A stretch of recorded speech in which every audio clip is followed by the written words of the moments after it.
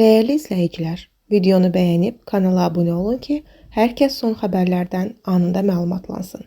Aparıcı Zülfiyə Bayramovanın oğlu Nahid İlqar Mixayloğlu'nun ögey atası olması ilə bağlı şərh yazanlara cavab verib. Xəbər verilir ki, bu barədə o Günəbaxtda danışıb.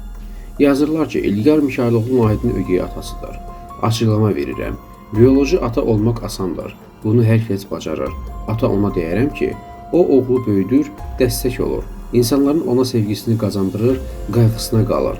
İlqar müəllimin 4 oğlu var. 4-ümüzü də bir-birindən ayırmır.